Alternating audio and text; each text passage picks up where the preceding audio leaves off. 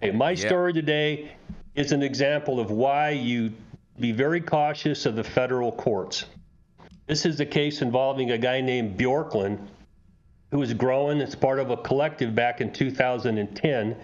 He's grown in Santa Barbara County. Now, for those who aren't from California, back in 2010, we operated under the collective cooperative model we called SB 420 here. So you could collectively grow weed, and you could then defend yourself against criminal charges for a whole host of things if you were growing as part of a collective or a cooperative group. Now, the rules of this got kind of loose, and there were some places that were more tolerant than others, and Santa Barbara County was apparently not one. Well, it wasn't. There was a few other counties here that would, spank you pretty hard. And back in 2010, this was a long time ago, Santa Barbara County, an officer there got a warrant to go out to what was alleged to be an illegal grow.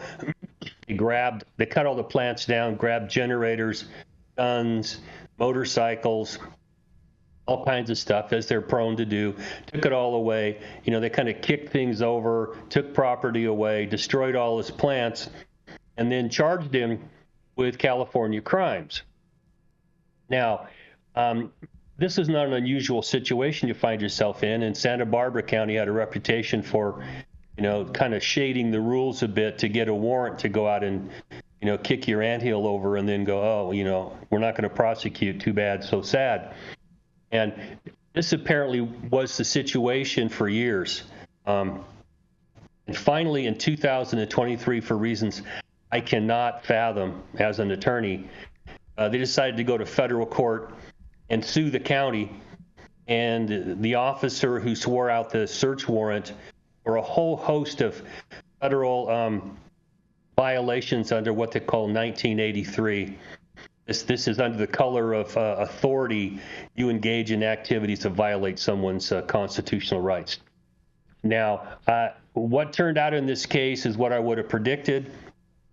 But they went through two separate complaints, and they got to the third amended complaint, and they were left with an allegation of due process violations, of Fourth Amendment violations for coming in and going outside the warrant, and for deception with the judiciary in getting the search warrant.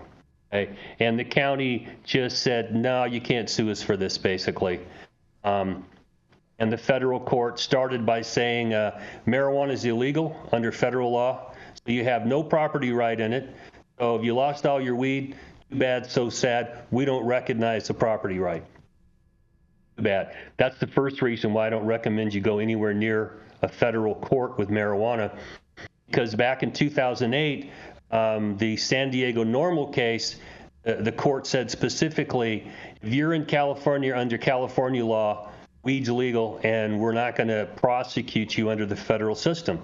But if you go to the federal courts and try to argue about what the state did under state law, they're going to close the door in your face like they did here, because like marijuana is legal. What are you here complaining about? This stuff's illegal.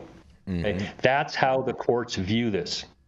Now, Mr. Bjorklund's attorney did some other stuff that makes me scratch my head a little bit as an old dog attorney and supervised a lot of lawyers.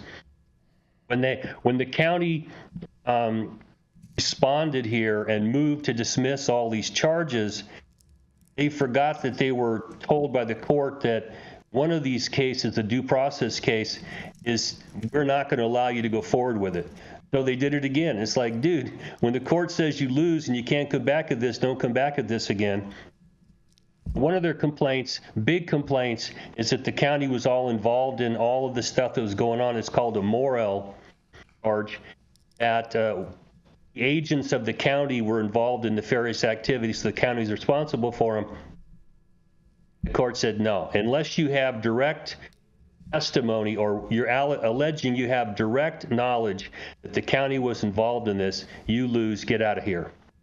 And then they complained about the guns not being brought back and all of his property being given back, and the court pointed out that you have procedures under state law to get your guns and your property back. You don't come in and allege that you've applied for those and you're not getting any satisfaction. We don't want to hear it. Okay? The only charge that they allowed to stay was judicial deception, because the allegation was that the officer that swore out the warrant knew that the garden was legal and that his informant was not trustworthy. He had ulterior motives to cause problems here. He let that go forward. But for everything else, they got the swift kick in the ass, get out of here. And the cautionary tale here is, number one, the federal courts will not support you and help you. Okay, so stay out of there. If you have a snowball's chance in hell, stay in your state courts. And I put this into my contracts that we don't want to go to federal court. Okay, stay out of there. So as we move forward with people discussing what's going to happen with Schedule 3 and things like that, just remember, the DEA is not going to fast walk this, and the federal courts are not going to be helpful. Okay, so I'm going to throw this back at you.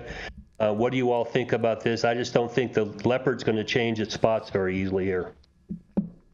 No, I'm with you. I'm with you, Dale. They definitely, leopards are not changing their spots anytime soon, at all, whatsoever. You there, Rico? You with us? Yeah, I said nope. Oh. They ain't. It will not. Yeah, I'm with you.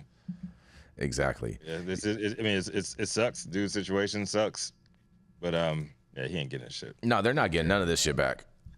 They're getting washed. They're gonna get washed like detergent soap. Yep. Get washed like. Well, I'm surprised the guns weren't a bigger problem. When they rolled it on me, they found I had guns, and they didn't take them. Sometimes you get lucky, but sometimes guns can be a complicating factor here. Having guns around weed arguably violates federal law.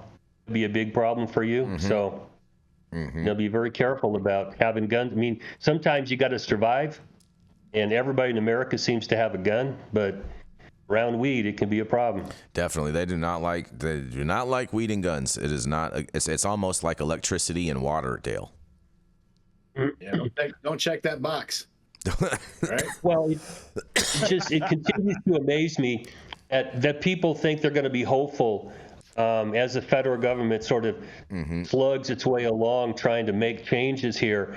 And I just want to remind people that in a real sense, I mean, the DEA has already shown its hand here when they're arguing that we're not going to trust the science from the other side. We're going to use our own science, which is notoriously fouled and slow and only supports the bad stuff.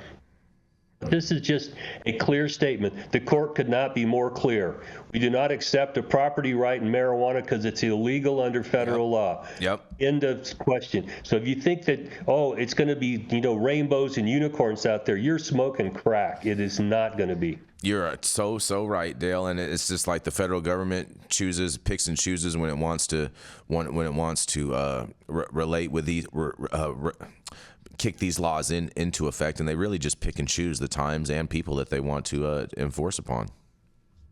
Oh, I can tell you I had a big crosshair on me. Molly and I did, and they kicked our ass as hard as they could, and they'll do it again. If you take away the protections from DOJ spending money, there will be people selected out, and they're going to have their ass kicked up between their earlobes. It's going to be horrible. Yep, fair enough. And on that, we're going to roll into a commercial, and we are going to be right back.